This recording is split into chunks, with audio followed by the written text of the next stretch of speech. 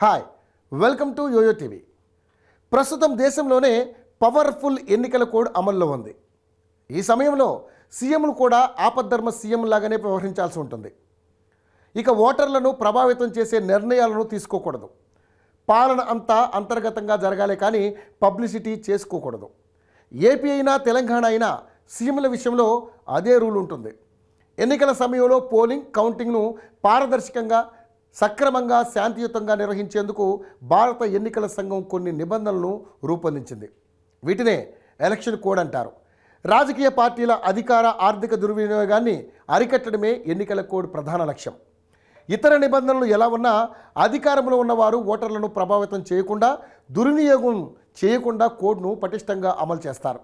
రాజ్యాంగంలోని ఆర్టికల్ 324 ప్రకారం ఎన్నికల షెడ్యూల్ విడుదలైనప్పటి నుంచి ఎన్నికల ప్రక్రియ ముగిసే వరకు ఎన్నికల కోడ్ అమల్లో ఉంటుంది. అప్పటి వరకు రాజకీయ పార్టీలు, ప్రభుత్వాలు ఎన్నికల ప్రవర్తన నియమావళిని తప్పక పాటించాల్సి ఉంటుంది.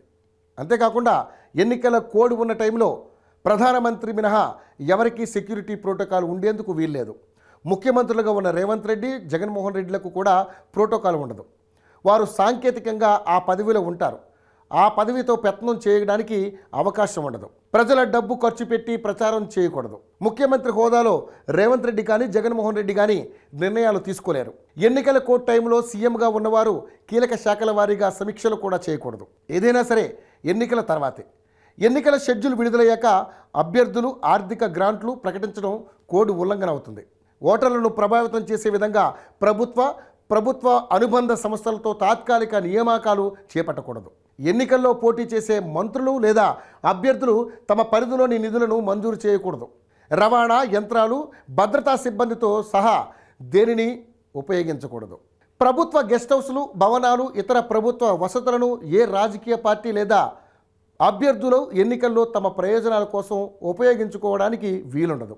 ప్రభుత్వం నుంచి వ్యక్తులు, సంస్థలకు భూ కేటాయింపులపై ఈసీ అనుమతి కావాల్సిందే. సీఎంఆర్ఎఫ్ నిధులు కూడా ఇచ్చేందుకు వీల్లేదు. ఎంపీ కానీ, మంత్రి కానీ అధికారిక పర్యటనను, పార్టీ పర్యటనను వేరువేరుగా ఉండేలా చూసుకోవాలి. రెండింటినీ కలపకూడదు. ఎన్నికల కోడ్ అమల్లో ఉన్నప్పుడు వాటిని ఉల్లంఘించిన రాజకీయ పార్టీలు, నేతలపై దర్యాప్తు చేయడానికి, వారికి శిక్ష విధించేందుకు ఎన్నికల కమిషన్కు అధికారం ఉంటుంది.